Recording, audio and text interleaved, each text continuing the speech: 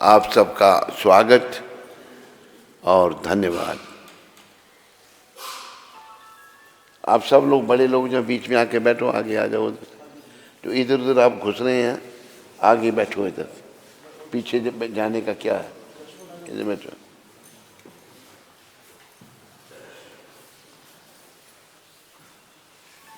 उधर शेर साहब उठो। तो आज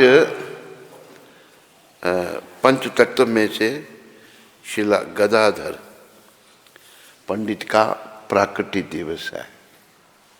आज के दिन गदाधर पंडित जो हैं प्रकट हुए थे, जो राधा जी के अवतार हैं चैतन्य लीला में। तो पहले हम गदाधर पंडित जी का जीवन पढ़ करके उनका संग करेंगे, उसके बाद फिर हम आगे बढ़ेंगे।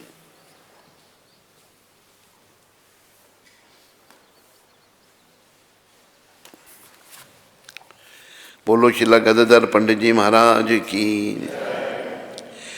शिला गदाधर पंडित के प्रति श्री गौरहरि इतने अधिक स्नेहिल थे कि वे क्षण भर भी उनके बिना नहीं रह पाते थे। गदाधर पंडित पर बड़ी कृपा थी गौर भगवान की, और बड़ा उनसे स्नेह था, उनका प्रेम था, और एक क्षण के लिए उनसे अलग नहीं रह पाते थे। वो वे श्री चैतन्य महाप्रभु के प्राकट्य के एक दिन के 1 वर्ष पश्चात प्रकट हुए थे। 1 साल महाप्रभु से वो छोटे थे।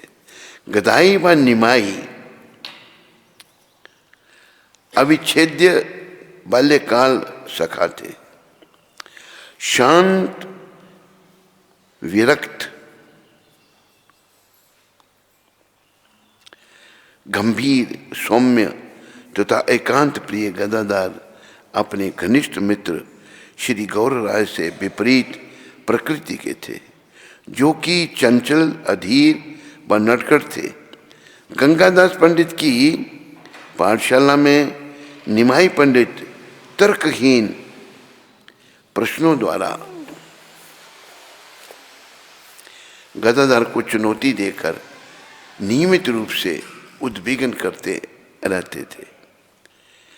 शिला कवि कर्णपूर्ण के कथनानुसार ब्रज लीला में गदाधर पंडित वृषभानु नंदिनी श्रीमती राधा रानी है।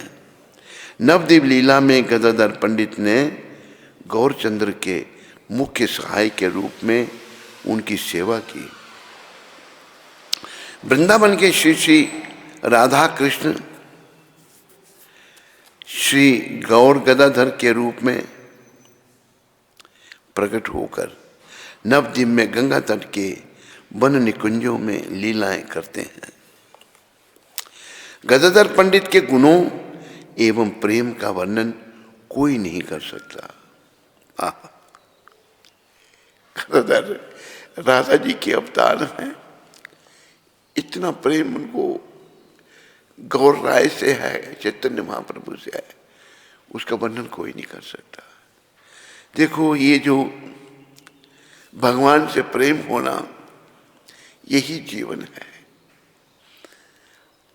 हम सब का प्रेम भगवान की माया से है। माया तो दुखदाई है, केवल कृष्ण प्रेम ही सुखदाई है। पर गदाधर जो हैं वे बड़ा प्रेम करते थे, उसका वर्णन नहीं हो सकता।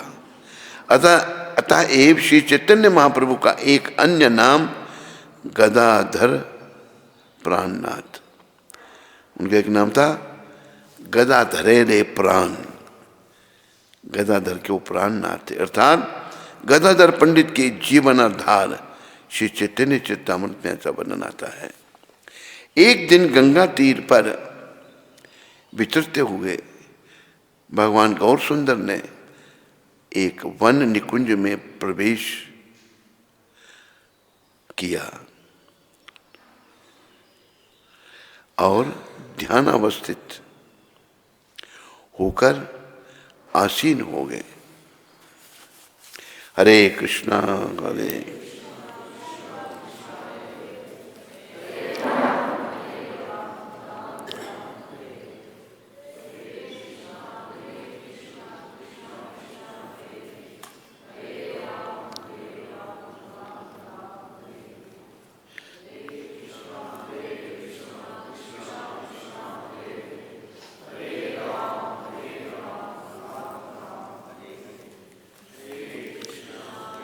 कृष्णा कृष्णा कृष्णा।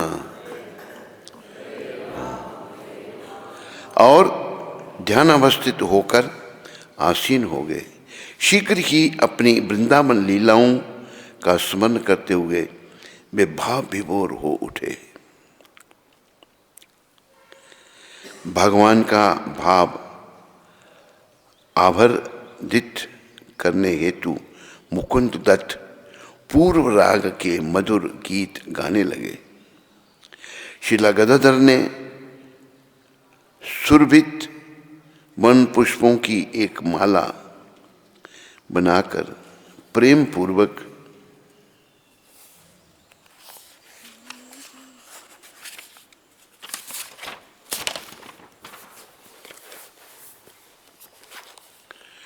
भगवान के सुंदर कंठ में सज्जित कर दी। जिस प्रकार वृंदावन में श्री राधा दामोदर को वस्त्राभूषित करती थी, उसी प्रकार गदाधर श्री गौरांग महाप्रभु के उज्जवल रूप को विशोभित करते थे। वे श्री चैतन्य महाप्रभु की शैया तथा शयन कक्ष को भी सुमधुर सुगंधित सुमनों द्वारा सुसज्जित करते थे। प्रतिदिन वे श्री चैतन्य महाप्रभु की दिव्य देह पर लेपित करने हेतु चंदन लेप बनाते थे। गौर गदाधर एक वृक्ष के मूल पर बैठ के जो एक मंच का कार्य कर रहा था, श्री नित्यानंद प्रभु उनकी दाईं ओर विराजित हुए।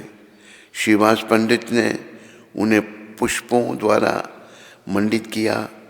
श्री अद्वैताचार्य ने आरती की।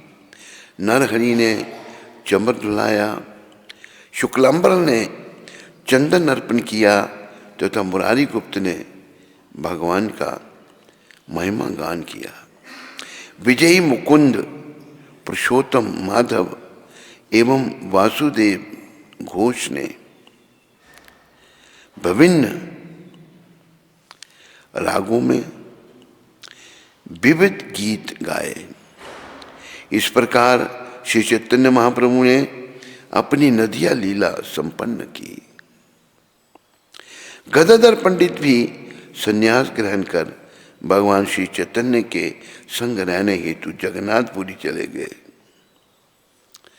जब गौर राय ने, चैतन्य महाप्रभु ने संन्यास ले लिया था 24 साल की अवस्था में, तो गदाधर ठाकुर ने भी संन्यास ले लिया था और जगन्नाथपुरी में उनके साथ रहने के लिए चले गए। क्षेत्र संन्यास, जिसमें सन्यासी धाम से कभी प्रस्थान नहीं करता। क्षेत्र संन्यास करता है वो जो धाम में रहेगा, धाम पर कभी नहीं छोड़ेंगे। ग्रहण कर उन्होंने पूर्ण प्रेम और श्रद्धापूर्वक टोटा गोपीनाथ के अर्च विग्रहों की सेवा की। पुरी में ही टोटा गोपीनाथ भगवान का मंदिर है, कृष्ण भगवान, उनकी सेवा उन्होंने की। श्री कृष्ण चैतन्य नियमित रूप से श्रीमद् गदाधर के श्रीमद् भागवत के रसिक पाठ का रस लेने हेतु आते थे। श्री चैतन्य महाप्रभु ने टोटा गोपीनाथ के अर्च विग्रह में विलीन होकर अपनी प्रकट लीला का समापन किया। सकल विश्व में टोटा गोपीनाथ ही तिष्ठित मुद्रा में श्री कृष्ण का एकमात्र अर्च विग्रह है। यद्यपि जब भगवान श्री चैतन्य ने प्रायण किया, गदाधर पंडित मात्र 48 वर्ष के थे। अपने प्रिय भगवान से विरह की विकट वेदना के कारण वे त्वरित वृद्ध हो गए।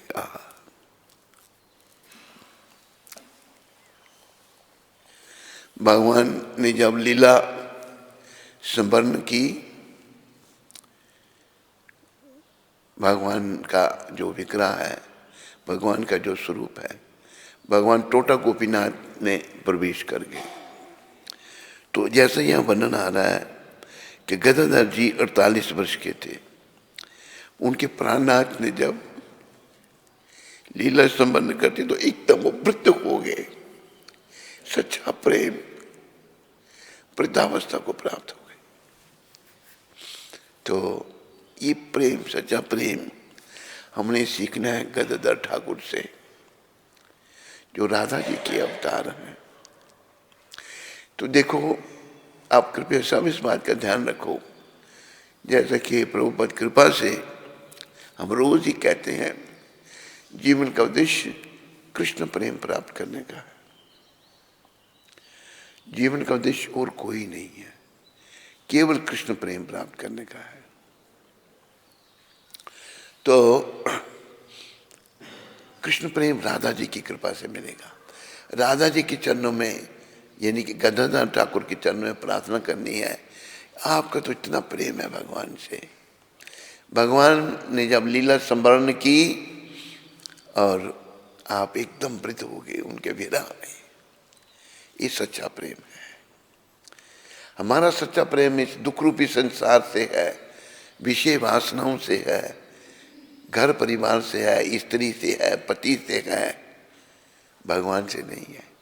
देखो, ये सब जो है ना, घर परिवार, स्त्री, पति, पत्नी, जो भी है, ये नाते रिश्ते जो हैं सब, ये जितने रिश्ते नाते हैं बस मरघट तक ही जाते हैं। संसार के जितने नाते रिश्ते हैं, ये जब शरीर का संस्कार होता वहां तक जाएंगे, बस उसको भी छोड़ के आ जाएंगे। असली रिश्ता हमारा भगवान से है, जिसको हम भूल गए हैं। तो ये जो हम गदाधर ठाकुर का जीवन पढ़ रहे हैं, इनसे ये प्रेरणा लो, गदाधर ठाकुर से प्रार्थना करो कि हमें भी गौर भगवान के चरणों में, गौर स्वयं कृष्ण है, हमें भी कृष्ण के चरणों में, गौर भगवान के चरणों में प्रेम दो। बस देखो, ये प्रेम ही भगवान से मिलाएगा, और ये प्रेम भगवान का ही स्वरूप है। प्रबल प्रेम के पाले पढ़कर हरि का नियम बदलते देखा है। और प्रेम ऐसा है, भगवान भी केवल अपने नियमों को बदल देते हैं प्रेम के वशीभूत होकर। तो गदाधर जी का अपार प्रेम था। कतिपय अधिकारी जन के अनुसार भगवान चैतन्य महाप्रभु के अप्रकट के कुछ ही समय पश्चात शिला गदाधर पंडित अपने प्रिय अर्च विग्रह टोटा गोपीनाथ में प्रवेश कर भगवान की नित्य लीला में सम्मिलित हो गए। इन्होंने भी, राधा जी हैं, जो राधा जी का स्वरूप है, टोटा गोपीनाथ में ही प्रवेश किया। ऐसा भी वर्णन आता है कि महाप्रभु ने जगन्नाथ विग्रह में भी प्रवेश किया। वो भगवान हैं, दोनों लीलाएं उन्होंने की, अनेकों रूप धारण कर लेते हैं भगवान। जगन्नाथ जी में भी प्रवेश किया, और टोटा गोपीनाथ का मंदिर अभी भी है उधर उड़ीसा में, उनमें भी प्रवेश किया। उनकी दंत समाधि वृंदावन में बंशी गोपाल मंदिर के निकट उपस्थित है। शिला गदाधर पंडित की दंत समाधि।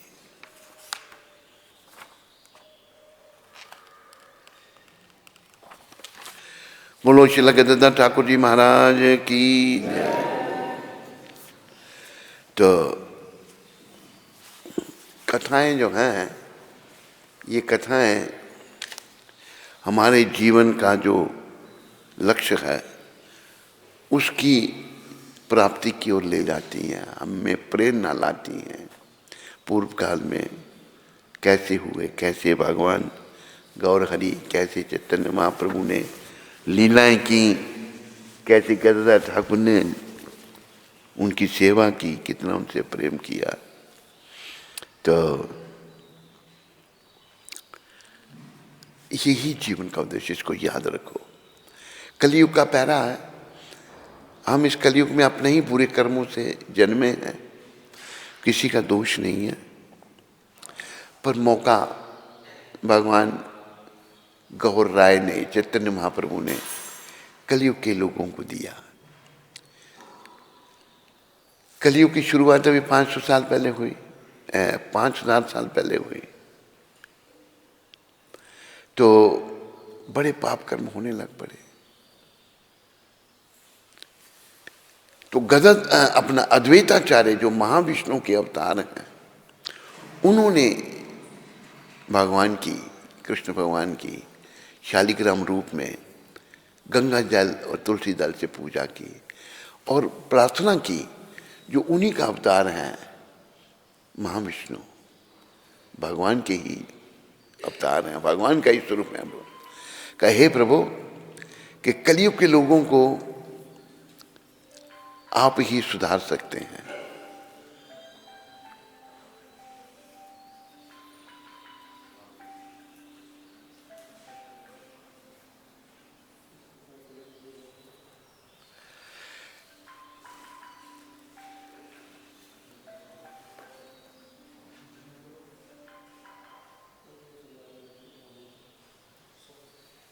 क्या कह रहे हैं?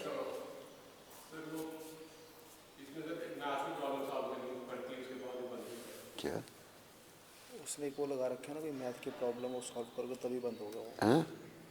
कोई मैथ की ना प्रॉब्लम लगा रखी है, उसमें अलार्म बजा था। हाँ। उसको तो सॉल्व करोगे अलार्म तभी बंद होगा, ऐसे दबाने से बंद नहीं होगा। मोबाइल को शांत रखो, जब कथा चल रही है तो मोबाइल की डिस्टर्बेंस नहीं होनी चाहिए। तो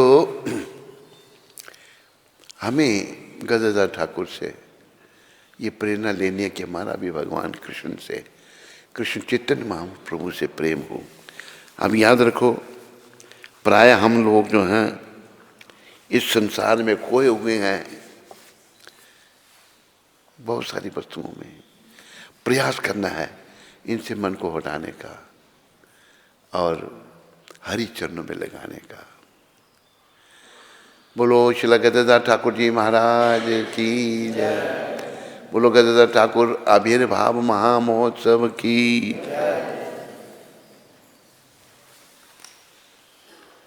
तो दूसरे दोनों दिन कल हम प्रभुपाद जी के द्वारा लिखी हुई कविता वो पढ़ रहे थे। प्रभुपाद जी का भाव उसमें है,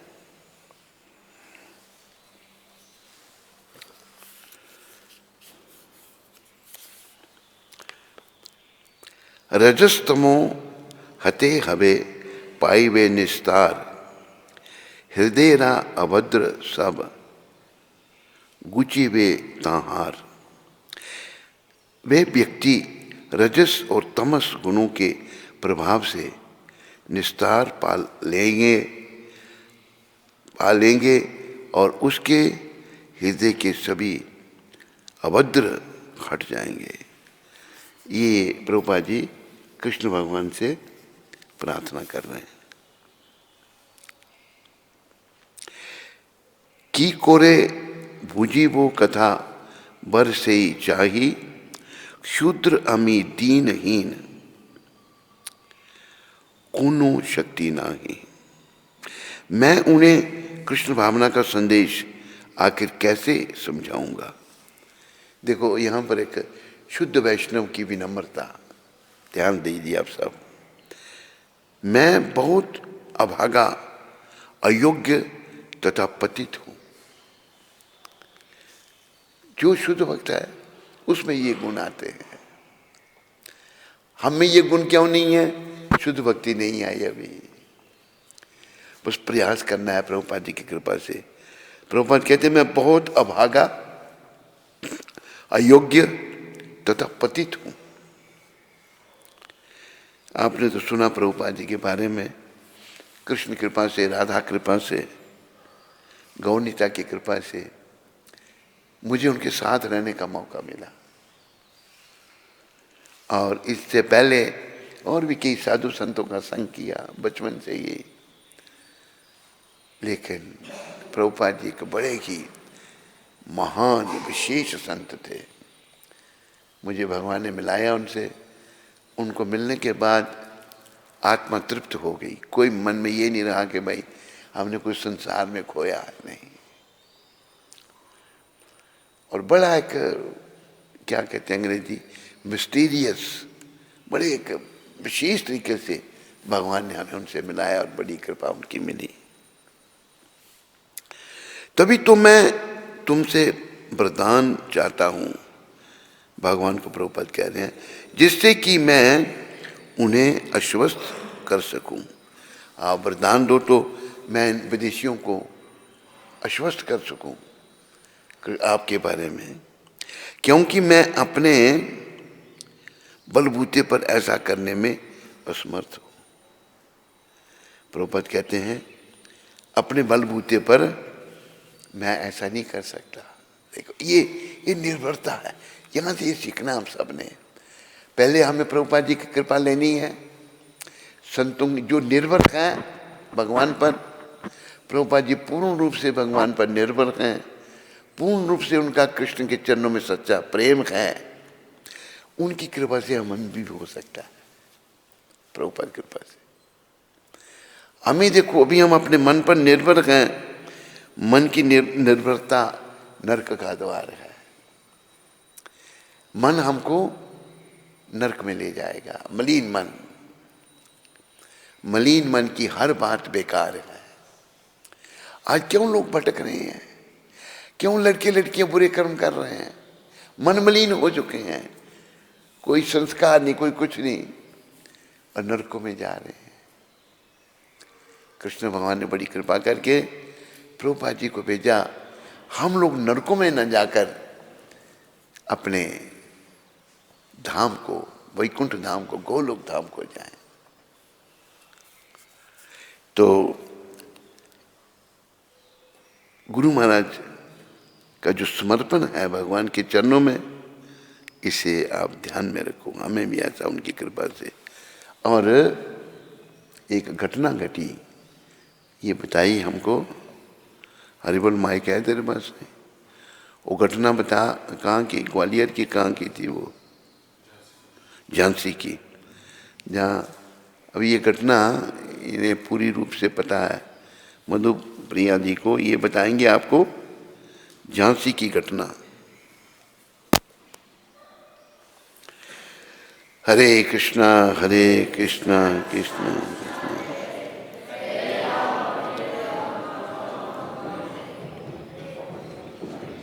झांसी में जो प्रभुपाद जी के पहले शिष्य थे विदेश जाने से पहले, आचार्य प्रभाकर जी, तो एक बार जन्माष्टमी का दिन था और जन्माष्टमी का कार्यक्रम समाप्त हो गया था। प्रभुपाद जी अपने कक्ष में थे, ऊपर वाले कमरे में, और वो नीचे रहते थे। तो अचानक उन्हें आवाज़ें आई कि प्रभुपाद जी नाच रहे हैं, जैसे प्रभुपाद जी नृत्य कर रहे हैं, आवाज़ें आने लगी। आवाज़ क्लियर नहीं, शब्द समझ नहीं आ रहे। प्रभुपाद जी नाच रहे हैं, उन्हें आवाज़ें आने लगी ऊपर से, और जब वो ऊपर जाके देखा तो प्रभुपाद जी मृदंग बजा रहे हैं और नृत्य कर रहे हैं, और उनके गले में एक बहुत बड़ी कदम्ब के फूलों की माला है। तो उन्होंने प्रभुपाद जी से पूछा, प्रभुपाद जी आवाज़ लगाई। प्रभुपाद ने रेसिप्रोकेट नहीं किया। अगले दिन सुबह फिर वो प्रभुपाद जी के रूम में जब गए तो उन्होंने पूछा, प्रभुपाद आप कल रात को नृत्य कर रहे थे और वो इतने बड़ी कदम के फूलों की माला आपके पास कहाँ से आई? वो तो झांसी में फूल मिलते ही नहीं हैं।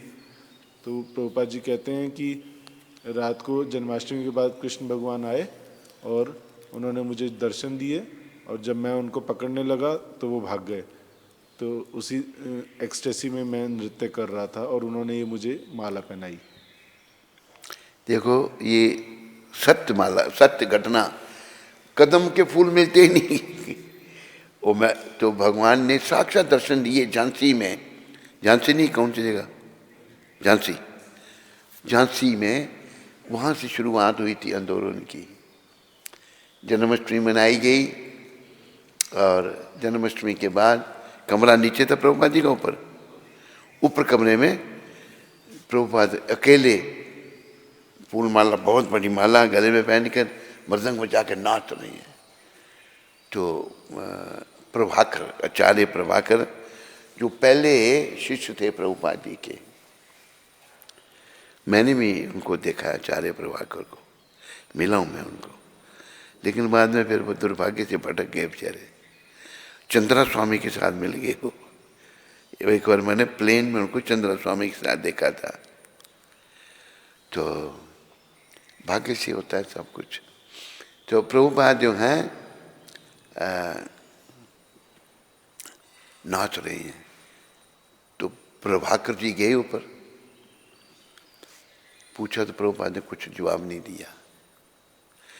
फिर उन्होंने सुबह उनको दिन में पूछा, प्रभुपाद रात को आप नाच रहे थे और मृदंग बजा के कीर्तन कर रहे थे, क्या बात है आपके गले में ये माला पड़ी हुई, कदम के फूल तो यहाँ मिलते नहीं कहीं भी। जब पूछा तो प्रभुपाद जी को बताना पड़ा कि रात को कृष्ण भगवान ने दर्शन दिए उनको साक्षात, और मेरे गले में ये माला डाली, भगवान ने अपनी माला उनके गले में डाली, और मैं जब उनके पास नज़दीक जाने लगा भगवान अप्रकट हो गए, अदृश्य हो गए। तो ये है हमारे प्रभुपाद, भगवान के दर्शन करने वाले। तभी तो इन्होंने इतना बड़ा काम किया कि मलेच्छ यवनों को वैष्णव बना दिया, सारी दुनिया में कृष्ण भावना का प्रचार कर दिया। लेकिन एक बात प्रभुपाद जी ने कही थी कि भारत के लोग मेरे आंदोलन को नहीं समझ रहे, हम भारतीय भाग्यहीन हो गए हैं, हम क्या कर रहे हैं, विदेशियों के नकल में लगे हुए हैं।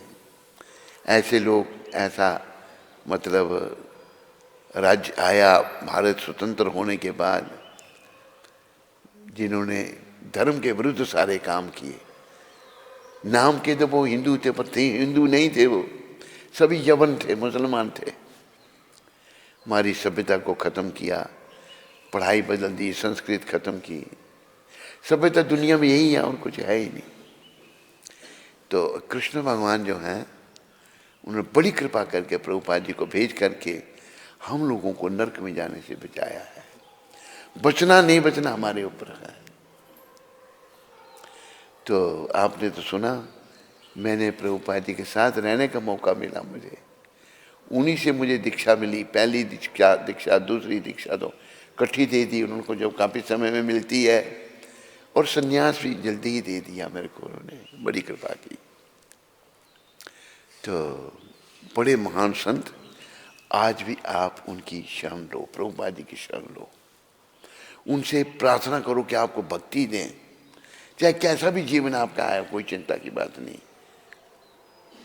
जब जागे तब सवेरा, प्रभुपाद जी से प्रार्थना करो बार बार कि प्रभुपाद हमें भक्ति का दान दो, हम पर कृपा करो। अगर आपकी सच्ची प्रार्थना होगी, प्रभुपाद जरूर सुनेंगे। ऐसे काम चलाओ प्रार्थना नहीं, सच्ची हृदय से प्रार्थना। जैसे वो कहा है ना, क्या प्रार्थना तो वो है जो दिल से होती है, पर मुश्किल तो ये है, बड़ी मुश्किल से होती है, पर करते रहो, ऐसे करते रहो, एक दिन दिल से भी प्रार्थना हो जाएगी। बस इस समय, इस कलयुग के हम लोगों को नरकों में जाने से बचाने वाले प्रभुपाद हैं, याद रखो। बचना है तो उनकी शरण लो, जरूर कृपा करेंगे। एक ये जो पुस्तक मुझे मिली वैष्णव गीत की, एक में ये प्रभुपाद का चित्र है, यहाँ पर कृष्ण भगवान प्रभुपाद जी के सर को मालिश कर रहे हैं। भगवान अपने भक्तों के लिए कुछ भी कर सकते हैं। और ये एक बात और प्रभुपाद जी ने कही थी अपने एक शिष्य को, हमारे गुरु भाई को। जब कभी प्रभुपाद मनोभाव में, मूड में होते तो कई बातें कर देते। उनको कहा उसने, प्रभुपाद जी ने, मुझे कृष्ण भगवान ने कहा प्रचार करने जाओ, लोगों को भक्ति में लगाओ। मैंने मना कर दिया। मैंने कहा मैं बेकार है ये दुनिया, उधर नहीं जाना चाहता। भगवान कहते नहीं तुम जाओ, मैं सारा प्रबंध कर दूंगा।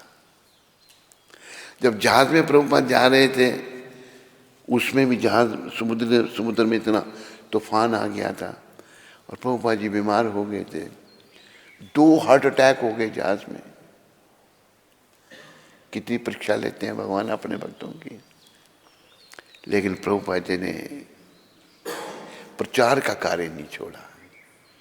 2 हार्ट अटैक हो गए जब जहाज में, सोचने लगे तीसरा होगा तो प्राण निकल जाएंगे। तो रात को प्रभुपाद जी को सपने में कृष्ण भगवान आए और कहा, और क्या देखा प्रभुपाद जी ने, जहाज के ऊपर चढ़े हैं, समुद्री जहाज के ऊपर हैं, तो उधर कृष्ण भगवान एक नौका लेके आ गए। नौका लेके आए तो एक रस्सा प्रभु कृष्ण भगवान ने नौका को बांधा और एक रस्सा फेंका प्रभुपाद जी को, बोला जहाज से बांध दो। फिर भगवान नौका के द्वारा जहाज को खींच रहे हैं। तो दूसरे दिन क्या हुआ, प्रशांत महासागर शांत हो गया। नहीं तो समुद्री तूफान तो बड़े भयंकर होते हैं। बड़ा भयंकर तूफान आ रहा था समुद्र में। तो प्रभुपाद एक भगवान के सच्चे प्रतिनिधि हैं।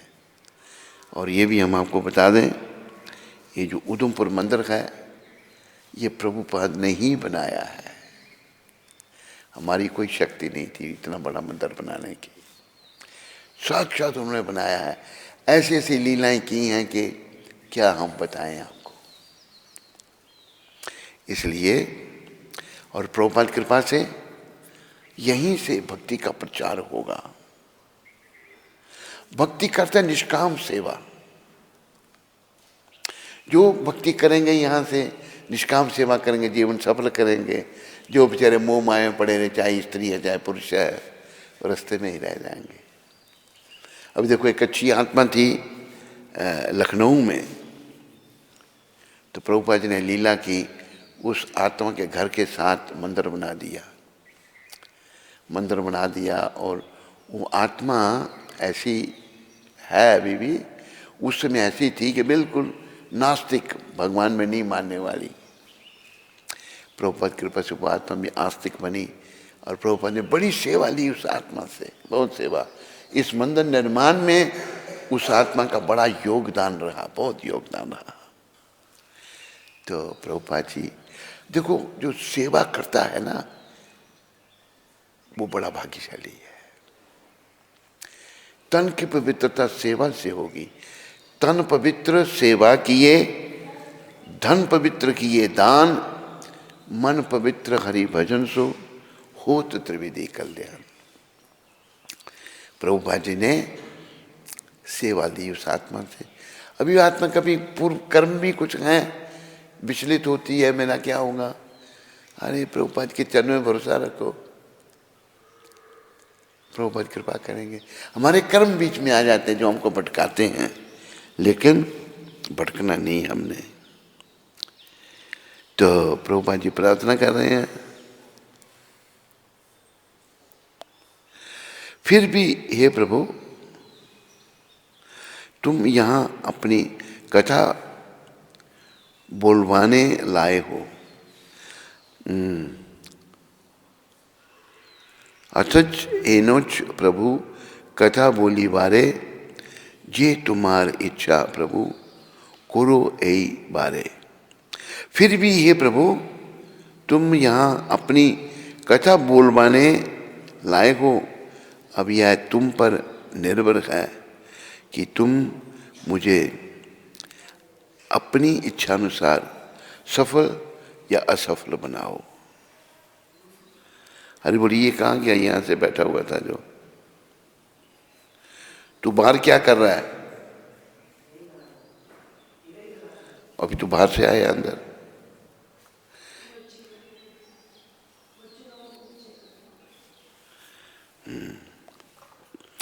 तो आगे कहते हैं प्रभुपाद, अखिल जगत गुरु वचन से अमार, अलंकृत कोरीवार क्षमता तो मार। ये अखिल जगत के गुरु कृष्ण ही असली गुरु हैं। वसुदेव सुतम देव कंस चानूर मर्दनम देवकी परमानंदम कृष्ण वंदे जगत गुरुम। कृष्ण जगत के गुरु हैं। मैं तो केवल तुम्हारे वचन दोहरा रहा हूँ, दोहरा सकता हूँ।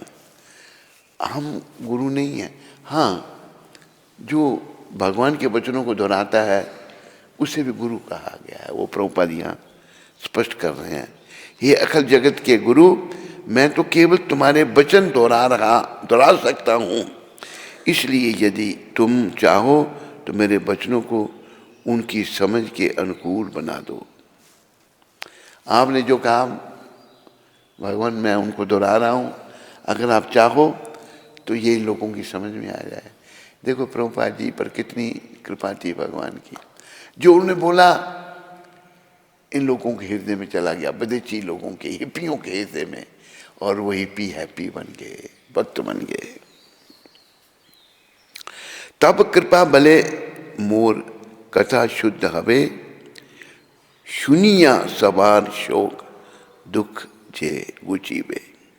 केवल तुम्हारी अहेतु की कृपा से ही मेरे वचन शुद्ध होंगे, मुझे पूर्ण विश्वास है। देखो, पूर्ण श्रद्धा जैसे प्रभुपाद जी की है कृष्ण में, हमारी भी होनी चाहिए।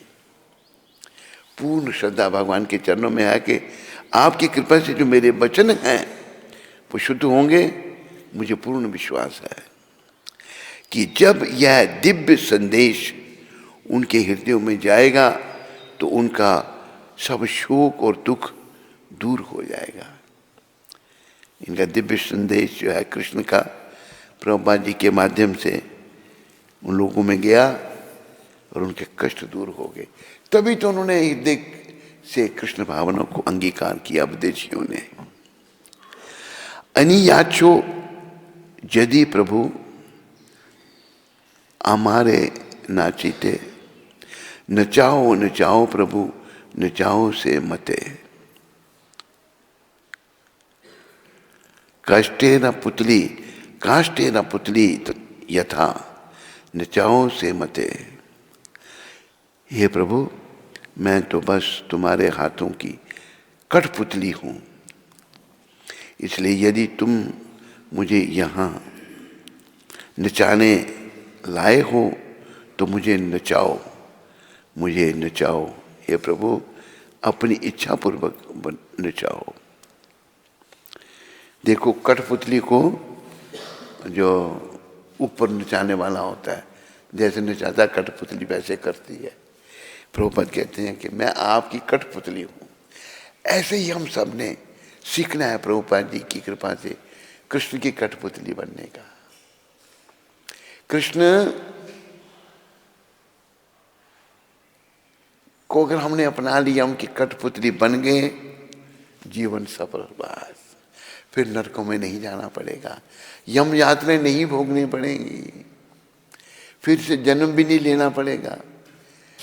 वैकुंठ लोक में, गौलोक धाम में सदा के लिए दिव्य देह धारण करके सुखपूर्वक वहां रहने को मिलेगा। ये जीवन का उद्देश्य है।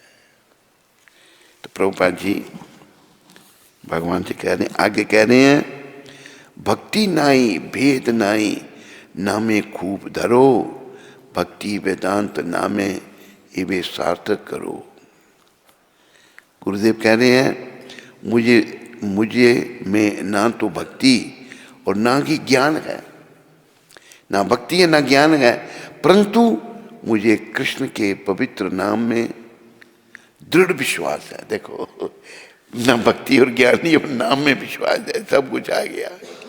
मुझे यदि भक्ति वेदांत की उपाधि दी गई है, इसलिए यदि तुम चाहो तो मेरा यह नाम सार्थक कर दो। बोलो भक्ति वेदांत स्वामी महाराज श्रील प्रभुपाद की। तो ये बड़ी सुंदर जो है कविता प्रभुपाद जी ने लिखी थी। कल हम उनके गुरु महाराज के बारे में पढ़ेंगे, ये भी इस पुस्तक में है।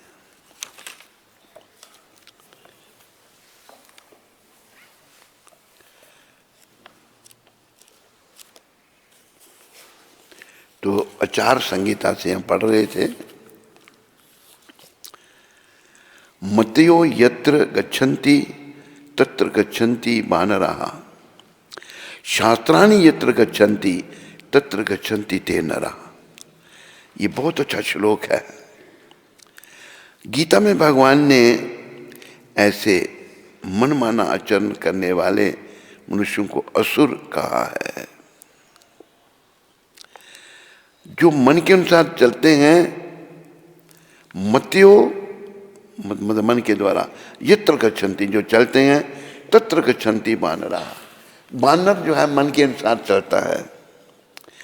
शास्त्राणि यत्र गच्छन्ति जो शास्त्र के अनुसार चलता है, तत्र गच्छन्ति ते नरः, वही मनुष्य है। आज हम सब वानर बन चुके हैं वानर या नहीं? सारे नहीं बोल रहे हैं जी। मन के अनुसार चल रहे हैं, जो मन कहता है वो कर रहे हैं। तो शास्त्र के अनुसार चलने से हम मनुष्य बनेंगे।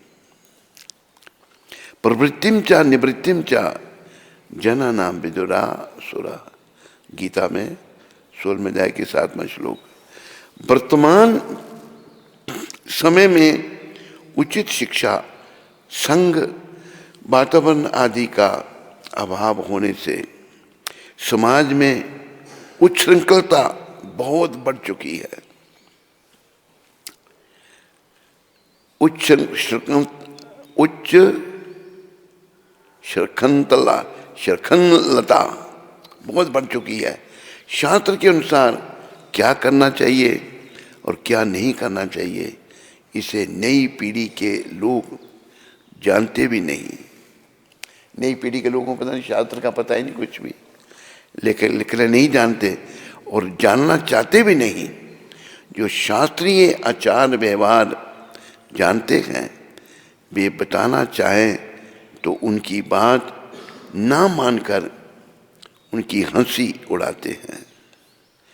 लोगों की अवहेलना के कारण हमारे अनेक धर्म ग्रंथ लुप्त होते जा रहे हैं।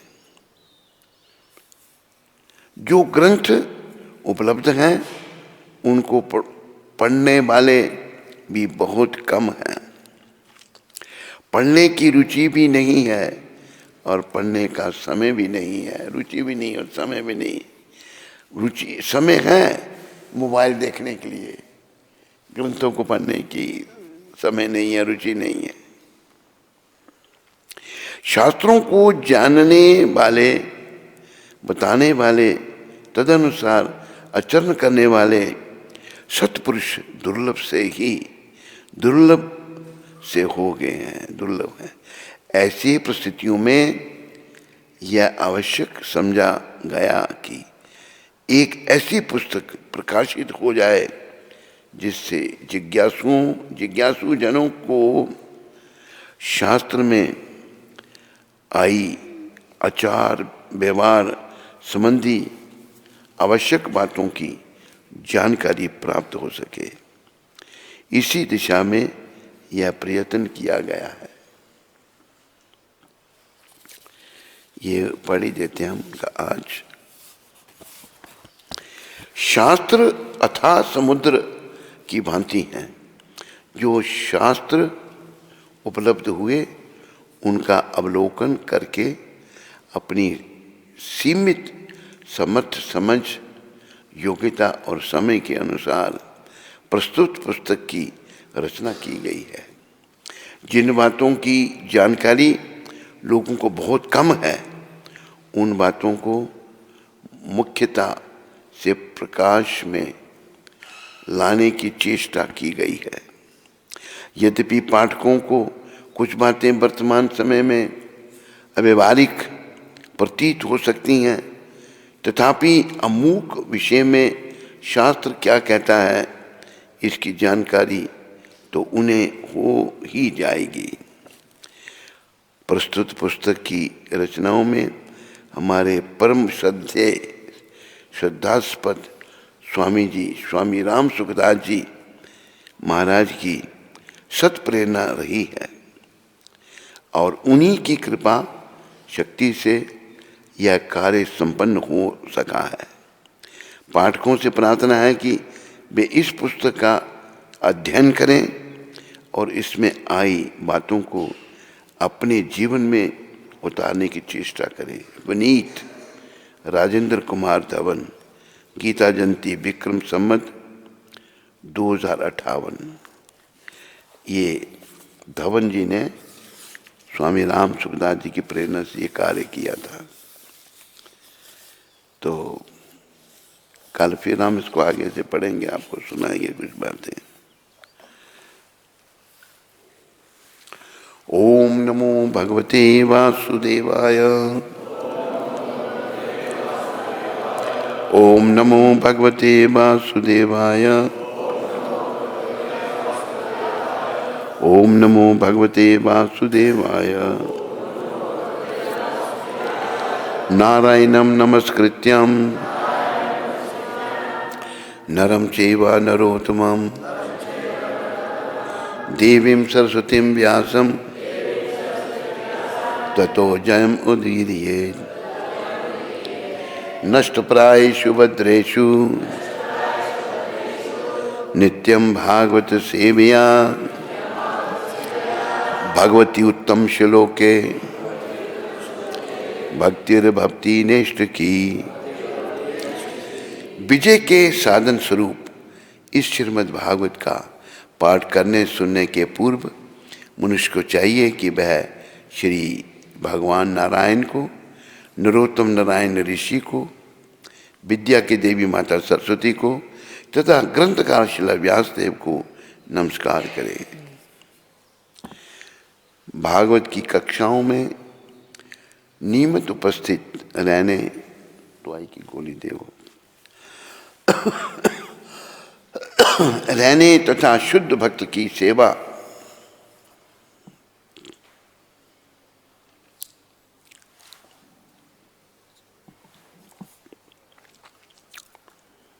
करने से हृदय के सारे कलमश लगभग पूर्णतः विनष्ट हो जाते हैं और उन पुण्य श्लोक भगवान में अटल प्रेमा भक्ति स्थापित हो जाती है, जिनकी प्रशंसा दिव्य गीतों से की जाती है।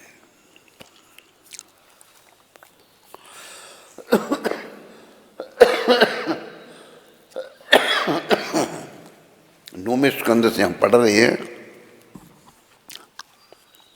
नौवें स्कंद का ये 10वां अध्याय है।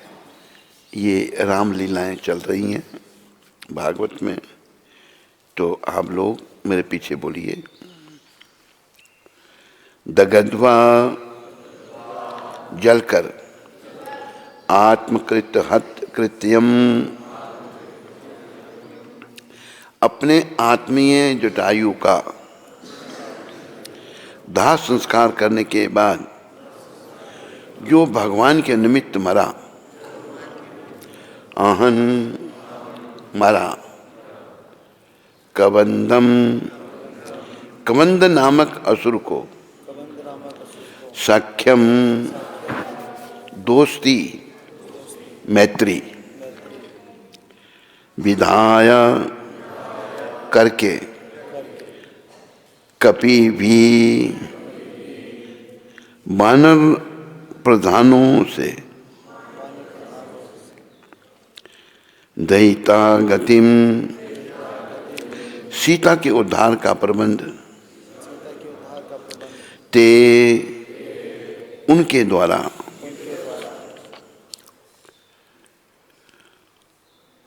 बुद्धत्वा जान करके अथा तत्पश्चात बालिनी हते बाली का वध हो जाने पर पलवक इंद्र सेने वानर सैनिकों की सहायता से बेलाम समुद्र तट पर अगाध गए। सा बै रामचंद्र जी मनुजा मनुष्य रूप में, अजा ब्रह्मा द्वारा, भवा तथा शिव जी द्वारा, अर्चिता अंघ्रि जिनके चरण कमल पूजित हैं।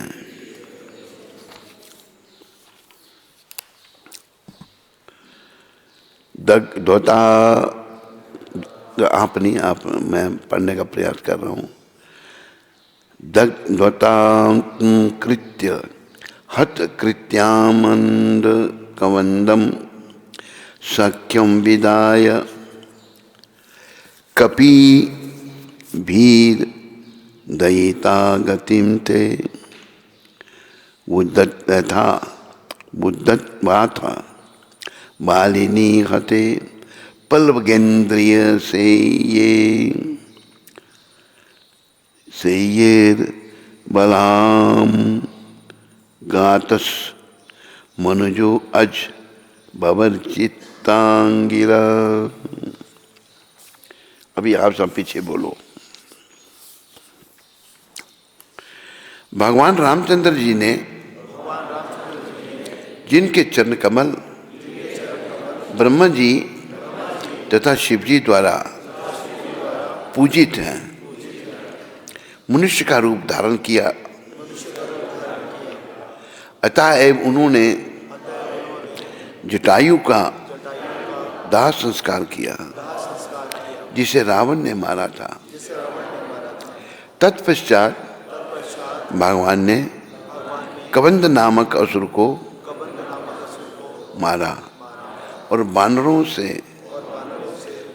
वानर राजाओं से मैत्री स्थापित करके बाली का वध किया तथा सीता देवी को छुड़ा लाने की व्यवस्था करके वे समुद्र के तट पर गए। प्रभुपाद जी ने जो तात्पर्य दिया वो पढ़ते हैं। जब रावण ने सीता का अपहरण किया तो मार्ग में पक्षीराज जटायु ने उसको रोका, किंतु शक्तिशाली रावण ने युद्ध में जटायु को परास्त कर दिया और उसका पंख काट दिया। जब रामचंद्र जी सीता की खोज कर रहे थे तो जटायु उन्हें मरणासन अवस्था में मिला, जिसने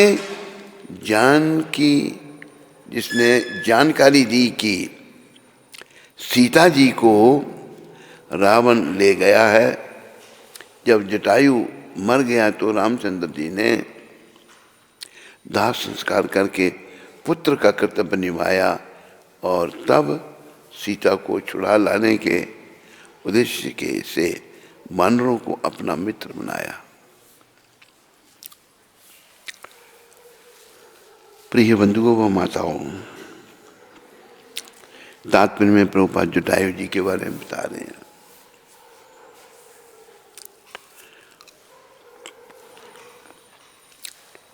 मैं पहले ही आपको भजन सुना दूं।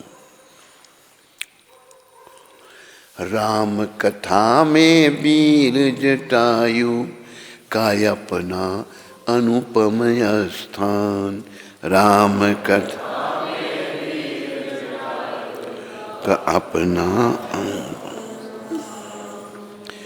तुलसी ने बड़भागी कहकर तुलसी ने किया जटायु का यशगान, किया राम कथा में वीर जटायु का अपना अनुपम स्थान।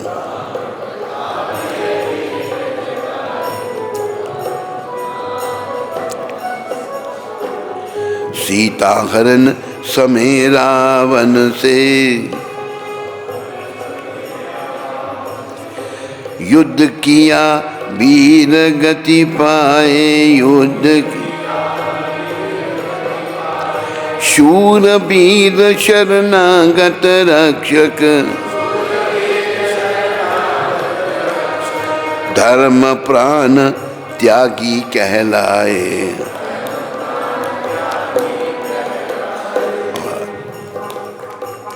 परहित में अपने प्राणों का परहित,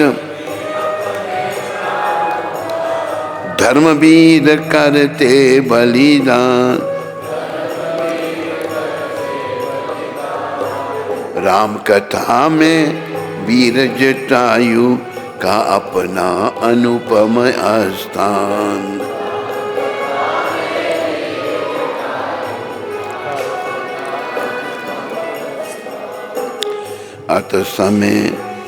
अंत समय बोले रघुवर, अंत समय बोल लो अमर तुम्हें कर देता हूँ। कहे जटायु नहीं तात, बस मुक्ति का वर लेता हूँ।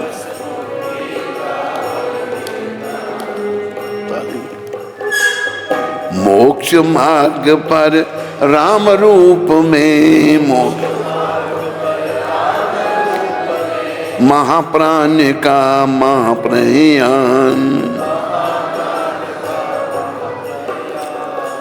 राम कथा में वीर जटायु का अपना अनुपम स्थान।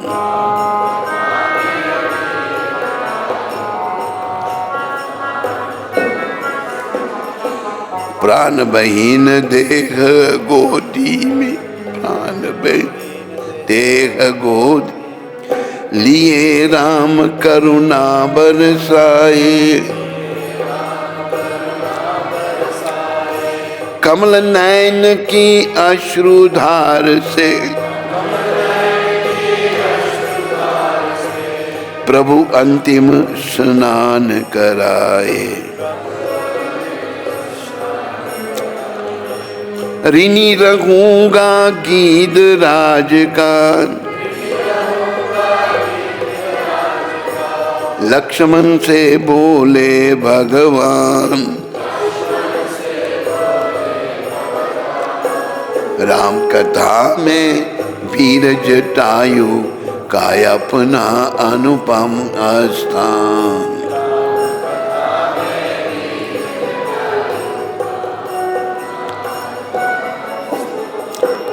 त्रेता युग के अवतारी नर अपने हाथों चिता सजाकर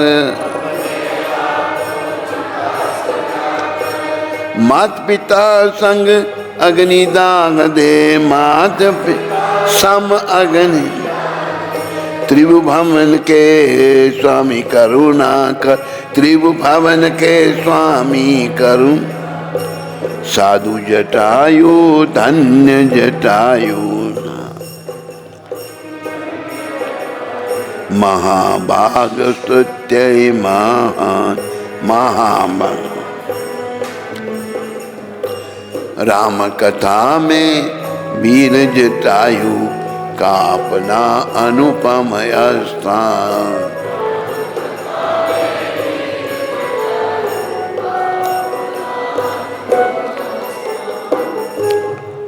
तो ये भजन बहुत सुंदर भजन है। देखो रामलीला में जटायु जी को सबसे उत्तम पदवी मिली। राम कथा में वीर जटायु का अपना अनुपम स्थान। तुलसी ने बड़भागी कहकर किया जटायु का यशगान। जटायु बड़भागी है, क्यों? तुलसी ने बड़भागी कहकर किया जटायु का यशगान।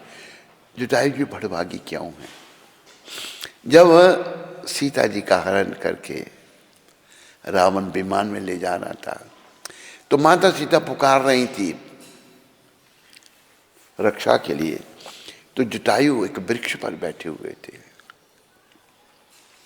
जटायु जी का संबंध दशरथ महाराज से भी था, लंबी कथा है। तो उन्हें जब पता लगा तो झट उन्होंने, जटायु ने रावण पर आक्रमण कर दिया। वर्णन आता है कि कई बार रावण को नीचे गिराया उन्होंने। आखिर दुष्ट रावण में बड़ी शक्ति थी, उसने तलवार से उनका पर काट दिया। बिना पर के तो पक्षी उड़ नहीं सकता। तो नीचे गिर गए पृथ्वी पर और राम राम पुकार रहे हैं। अभी सीता हरण समय रावण से युद्ध किया वीर गति पाई। शूरवीर शरणागत रक्षक धर्म प्राण त्यागी कहलाए। परहित में अपने प्राणों का धर्मवीर करते बलिदान। देखो, दूसरे के लिए, दूसरे के हित के लिए जो धर्मवीर है अपना बलिदान देते हैं। जटायु जब भगवान राम सीता जी की खोज कर रहे थे तो खोज करते करते उनको जटायु जी पृथ्वी पर पड़े मिले। राम राम वो कह रहे हैं। त्रिलोकीनाथ घट के वासी भगवान ने गोद में ले लिया उनको। सारी बात उन्होंने सुनाई और बताया कि इस तरफ दक्षिण दिशा की ओर रावण विमान पर बिठा के सीता जी को लेके गया है। तो मैंने छुड़ाने का प्रयास किया, उसने मेरा पर काट दिया। तो भगवान ने कहा कि आपने क्यों ऐसा संकट मोल लिया?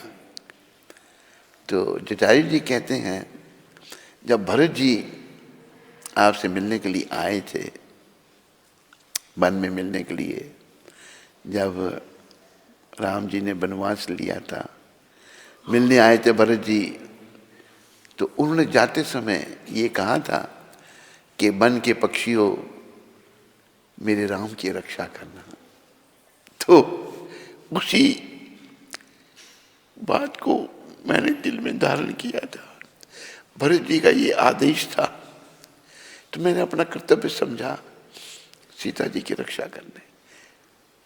तो एक जगह प्रभुपाद लिखते हैं, सीता जी की रक्षा क्या प्रयास किया रावण अपना जटायु ने, लेकिन नहीं कर सके। रक्षा करने का प्रयास किया लेकिन नहीं कर सके। लेकिन प्रभुपाद ये समझा रहे हैं कि भगवान जो हैं सेवा देखते हैं, सफलता विफलता नहीं देखते। जटायु ने प्रयास किया सीता माता को छुड़ाने का, तो सेवा की ना भगवान की। नहीं छुड़ा सके, राम जी बहुत प्रसन्न थे उन पर। राम जी ने कहा, लाऊं मैं आप में अमर कर देता हूं। नहीं प्रभु, वो रामायण में आता है, जन्म जन्म मुनि जतन कराई। जन्म जन्म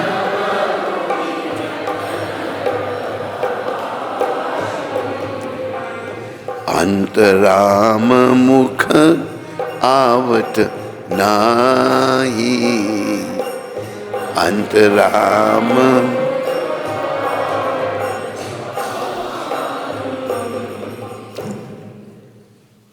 कई जन्मों तक, ये भी आता है कि कोटि कोटि मुनि जन्म जतन कराई।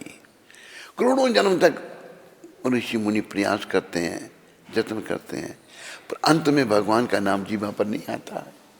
ये हमें इतना आसान नहीं समझना चाहिए, लेकिन कलयुग के लोगों के लिए श्री कृष्ण चैतन्य महाप्रभु ने बड़ा आसान कर दिया है। अगर हम प्रयास करें, बड़ा आसान हो गया है, लेकिन प्रयास कोई नहीं कर रहा। प्रयास करें तो सफलता मिल सकती है। अंत में भगवान का नाम जीवा पर आ सकता है, भगवान श्री कृष्ण चैतन्य महाप्रभु की कृपा से, उनके बड़े भाई नित्यानंद प्रभु की कृपा से और हमारे गुरुदेव प्रभुपाद की कृपा से। तो जटायु जी कहते हैं, भगवान कहते हैं मैं आपको स्वस्थ कर देता हूं। मैं भी जन्म जन्म मुनि जतन कराही, अंत राम मुख आवत नाही।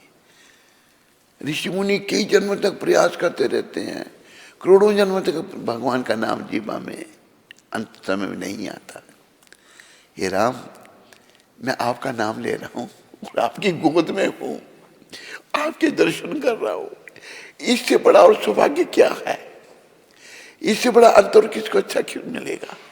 देखो, एक पक्षी गिद्ध थे जिन्हें डोगरी भाषा में इल्ल कहते हैं, इल्ले, वो थे जटायु जी महाराज। कितनी महान गति उनको मिली। राम जी के लिए उन्होंने अपना बलिदान दे दिया। सफलता नहीं मिली तो भगवान ने, प्रभुपाद महाराज समझाते हैं, भगवान ने जैसे यहां भी वर्णन आया ना, प्राण बहीन देख गोदी में लिए राम करुणा बरसाए। प्राण निकल के तो भगवान अपनी गोद में उनका शरीर ले लिया, कमल नयन की अश्रुधार से प्रभु अंतिम स्नान कराए। कमल नयन, राम भगवान कमल नयन है। तो भगवान रो रहे हैं जटायु की त्याग पर, बलिदान दे दिया अपना भगवान के लिए, सीता जी की रक्षा करते करते। तो भगवान रो रहे हैं, आखिरी स्नान कराया जाता है शरीर को, भगवान ने अपने आंसुओं से स्नान कराया। तो कितने भाग्यशाली हैं जटायु जी महाराज। फिर ये कहा कि ऋणी रहूंगा गिद्धराज से। गिद्धराज, गिद्ध कहते हैं इल्ल को, गिद्धों के राजा। ऋणी रहूंगा गिद्धराज का, लक्ष्मण से बोले भगवान। भगवान ने लक्ष्मण से कहा मैं इनका कर्जदार हो गया हूं। भगवान को क्या कर्जा है? भाव और भक्ति का। भाव और भक्ति का कर्जा है, जो हम लोगों का भाव अभी ढका हुआ है, उसे जागृत करना है भगवान की भक्ति करके। तो भगवान कहते हैं मैं इनका ऋणी रहूंगा। तो हमारे गुरु महाराज ने इस पर टिप्पणी की, प्रभुपाद जी ने, एक उनके लेक्चर में मैंने सुनी थी। उसमें कहा, प्रभुपाद जी ने लेक्चर भी कहीं नोट किया हुआ है, तुम्हारे पास है वो लेक्चर, देखना, शायद अंग्रेजी में है वो। तो प्रभुपाद ये समझा रहे हैं कि सफलता नहीं, मान लो कोई हम भगवान का काम कर रहे हैं, उससे सफलता नहीं मिली, कोई बात नहीं। जब भगवान के लिए कर रहे हैं, वो जो सेवा भगवान उसको स्वीकार कर लेते हैं। सफलता भगवान, प्रभुपाद जी ने ये श्लोक कहा है, ये श्लोक कहा प्रभुपाद जी ने, कर्मण्येवाधिकारस्ते मां फलेषु कदाचन। वीर Jatayu, so our this movement is based on practical activity। Guru Maharaj अपने आंदोलन की बात कर रहे हैं, ये प्रैक्टिकल एक्टिविटी पर बेस है। What ever talent you have got, जो भी गुण हम में है, वट एवर लिटिल स्ट्रेंथ, जो भी थोड़ी शक्ति आप में है, you have got. Education you have got, आप में कोई शिक्षा है, पढ़े लिखे हो, you have got to learn anything. जो भी आपके पास है, ये नहीं कुछ सीखने की जरूरत है, नहीं।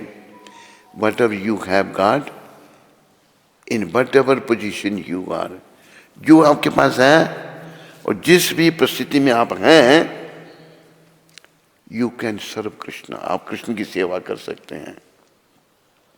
Not that you have to learn something first and then you can serve, पहले सीखना है, नहीं, ये बात नहीं है। ये सच्चे संत समझा रहे हैं, नो, नहीं, the service itself is learning. जब हम भगवान की सेवा करते हैं, वो सीखते हैं।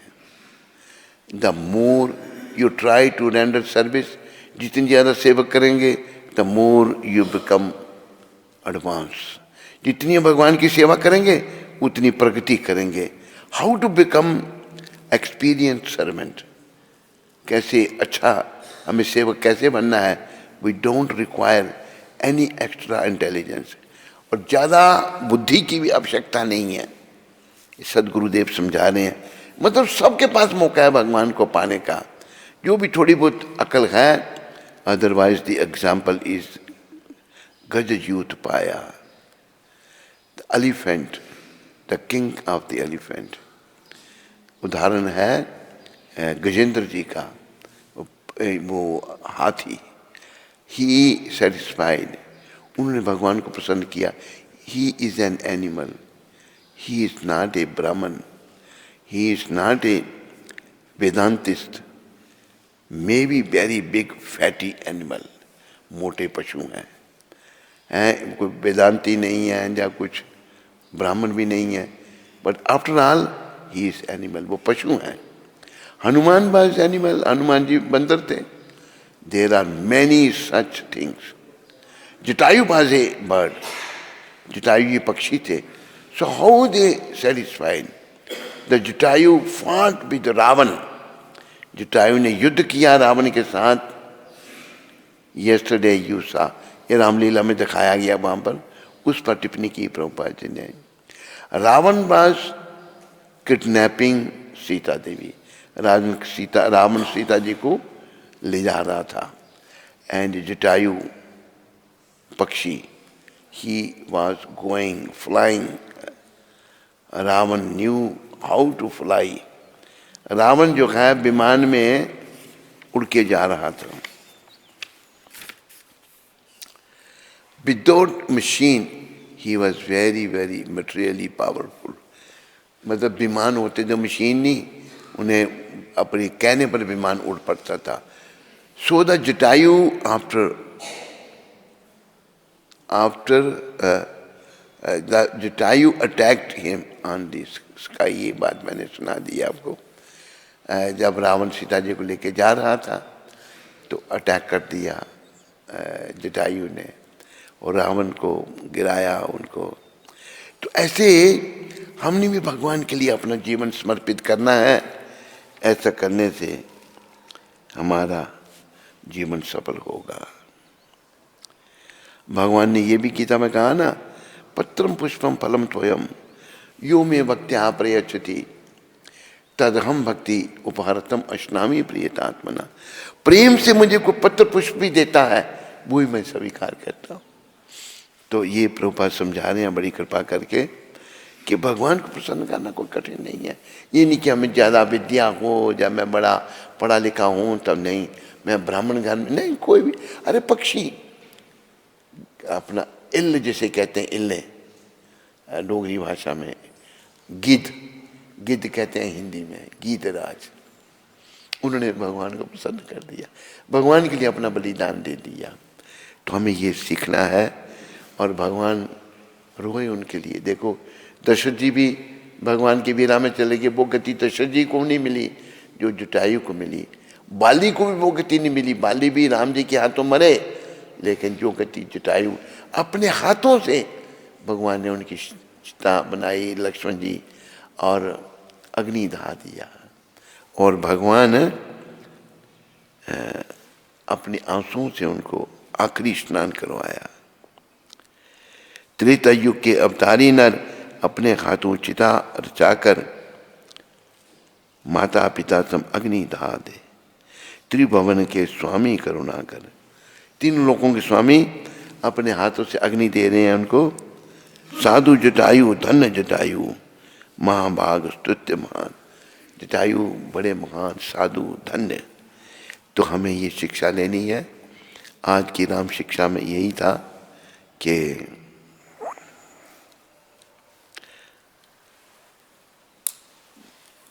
राम जी ने जटायु का दाह संस्कार किया. प्रिय बंधुओं, हमने अपना जीवन अगर सफल बनाना तो आंखें बंद करके बैठता है, यहाँ सो जाता है. तो हमें भी अपना जीवन सफल बनाना है, और जीवन की सफलता प्रभु की सेवा में होगी, भगवान की सेवा में। तो प्रभुपाद जी ने तात्पर्य में आज में यही कहा है। तो आओ राम भगवान की आरती हम गा लें। कहाँ राम भगवान की आरती की बुक कहाँ है? इस बेचारे को पता नहीं है, ऐसे सोता रहता है यहाँ बैठ कर। ये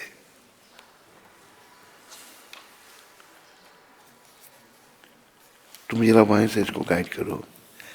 हे राजा राम तेरी आरती उतारूं। हारमोनियम बजा, आगे पीछे मत बजा कुछ भी। आरती उतारूं प्यारे तुमको मनाऊं। आरती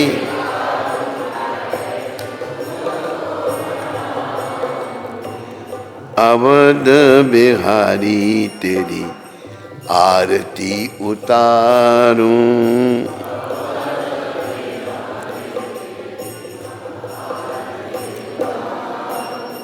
हे राजा राम तेरी आरती उतारूं।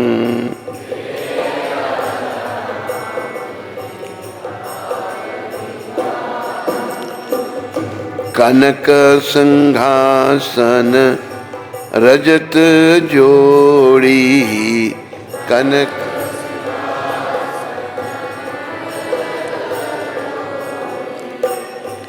चरण विराजत दशरथ नंदन जनक किशोरी।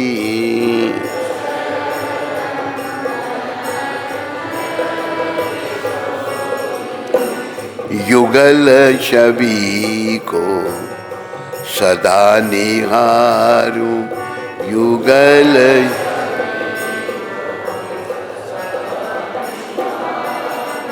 हे राजा राम तेरी आरती उतारूं। हे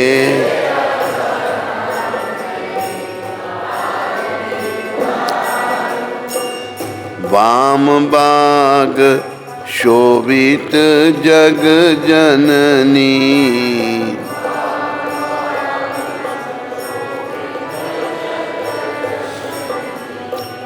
चरण विराजत है सुत अंजनी।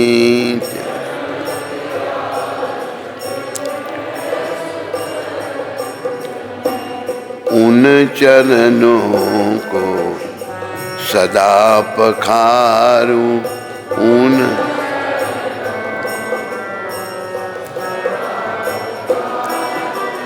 हे राजा राम तेरी आरती उतारूं।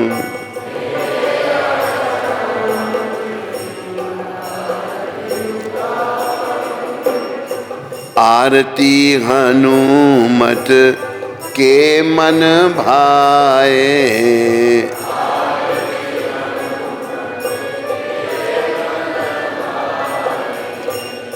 राम कथा नित शिव जी गाए।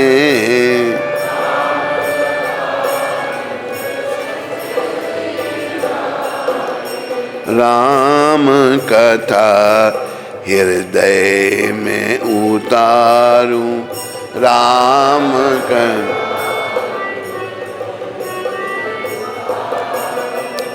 हे राजा राम तेरी आरती उतारूं।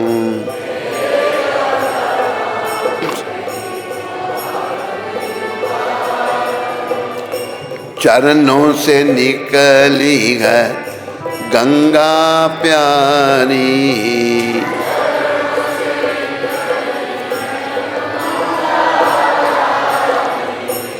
वंदन करती दुनिया सारी।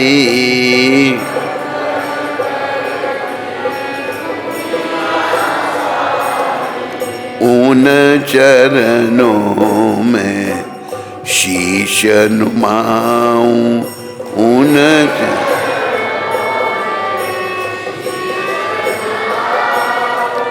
हे राजा राम तेरी आरती उतारूं।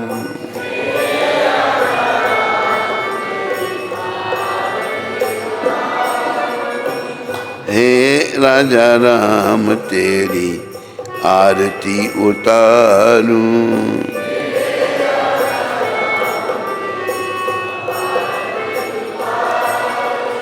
अवध बिहारी तेरी आरती उतारूं।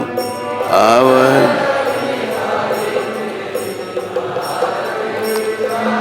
बोलो रामचंद्र भगवान की, बोलो सीताराम लक्ष्मण हनुमान की।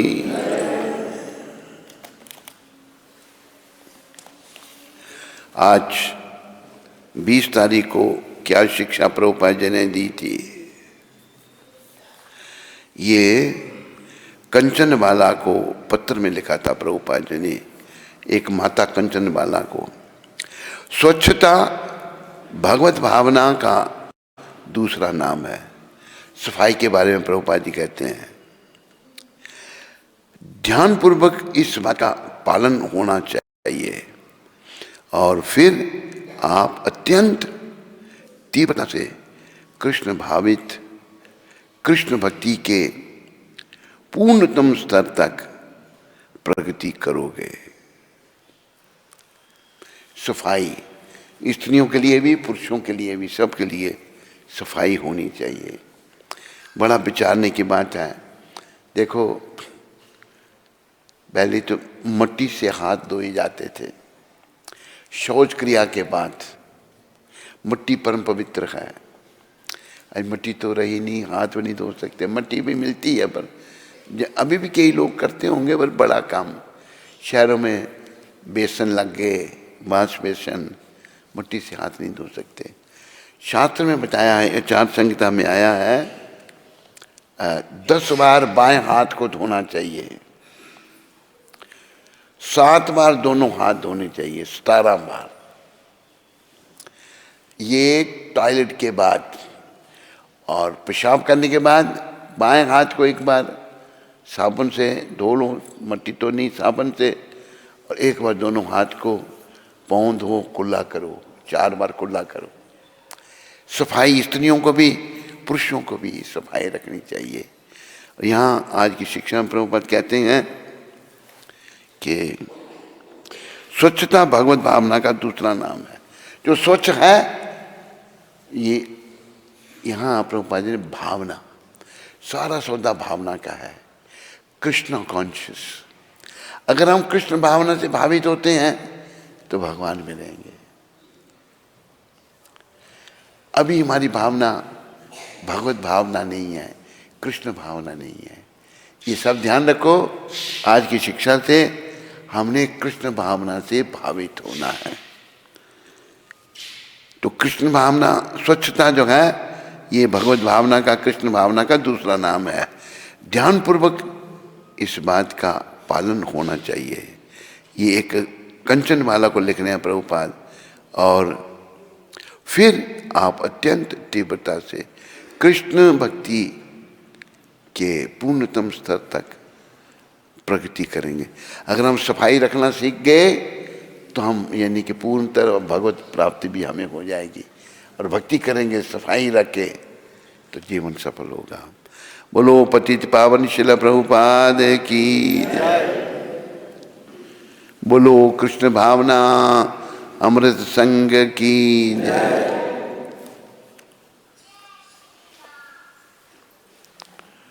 हरे कृष्ण।